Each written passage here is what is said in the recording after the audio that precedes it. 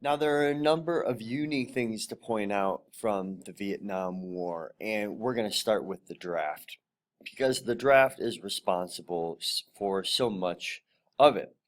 And the fact of the matter is, this is the last war in which the United States is going to actually have the draft. They had the draft during World War II, but if you recall, once Japan attacked Pearl Harbor, then much of the nation switched from an anti-war stance over to a pro-war stance, and that enabled Congress and FDR to receive positive support by declaring war on the Axis powers.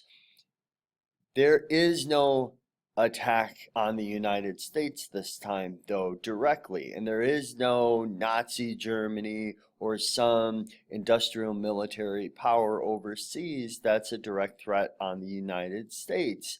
There's this idea that communism could take over the United States, and people have their doubts about it. So now, when people from the United States are being drafted into this war to a place where many people are very unaware of, speaking of Vietnam, well, there's a lot of uncertainty that goes into the intentions of the US. Now, part of the problem with the draft is that the war goes on for quite a long period of time, and the longer it goes on, the draft continues to happen and more people get entered into the draft. And the longer the war goes on, that means the more problems are going to be created.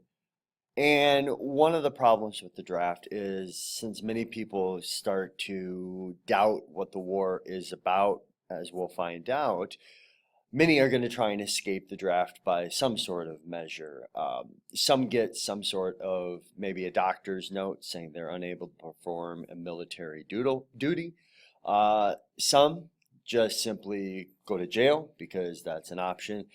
There are a number of people that will flee the United States and go to Canada. Of course, once they do that, they can't be accepted back into the United States. There's a gentleman from the University of Wisconsin who still lives in Canada, and we're going to see in the video 1968 with Tom Brokaw, we're going to see him and hear why he decided to do that and dodge the war.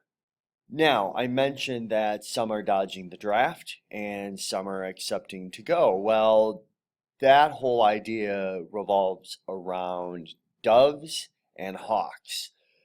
Doves are those who are seeking a peaceful solution to this war. They want to see the United States get out of the war. They don't want more of their brothers and sisters sent over to the war to die.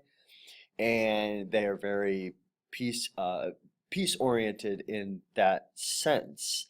We're going to get counterculture from this movement, from the Dove movement, whereas hawks, those who are not against the war, they are for the war. They want to go into Vietnam and fight this war. They believe it is the right thing to do. The United States has to go there and fulfill its mission of containment, stopping communism, or whatever they feel the reason is that they are over there, that the United States is over there. Ultimately, remember why the United States would be over there to begin with. The policy of containment says the U.S. will not allow communism to spread further, and the domino theory is in effect here. If one country falls to communism, then neighboring countries are going to fall to communism. Ultimately, that's why the United States feels the need to go there. As for the war overseas, one of the most unique aspects of the Vietnam War is the fact that Harry Truman, back in 1947, desegregated the military. So instead of having separate black and white platoons, this is a war where not only is there confrontation about whether or not the United States should be involved in Vietnam, but those in Vietnam might not only question the idea of being over there too, but they are integrated. blacks, whites are in the same platoons, and this is a struggle. It's a struggle inside the United States as the civil rights movement is going on. Well, you can sure as heck bet that it's also going to create problems in the platoons in Vietnam. Okay, and this is difficult. This has a bad effect on troop morale in their units.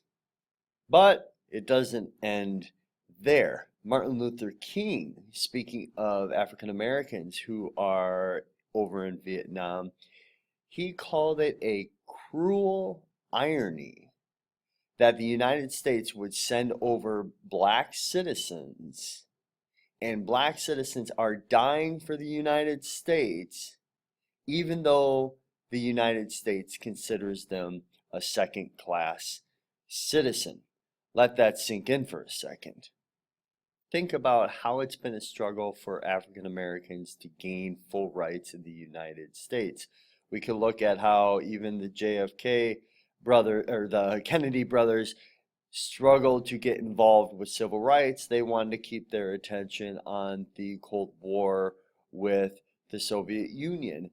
At the same time, look how the civil rights movement even has to occur 100 years after the 13th, 14th, and 15th Amendment. We're supposed to give African Americans the opportunity for equality among whites in the United States, and yet they're fighting for full rights. Okay, well, let's take a look at the numbers to see what Martin Luther King Jr. is talking about. In the early part of the Vietnam War, 20% of the deaths, 1 in every 5 deaths, is an African American. What makes that number stand out is the fact that blacks make up 10% of the population in the United States. So they're 1 in every 10 people in the United States, yet their deaths are 1 in every 5. Something does seem off there, and really it should be no surprise that something that has been a struggle inside the United States is having some sort of effect outside the borders of the United States. Well, why is it that African Americans might make up a greater percentage of the deaths? Well, one of the other reasons might be due to how many white kids are avoiding the draft by attending colleges and universities. So we'll take a look at that in one of our upcoming videos. See ya.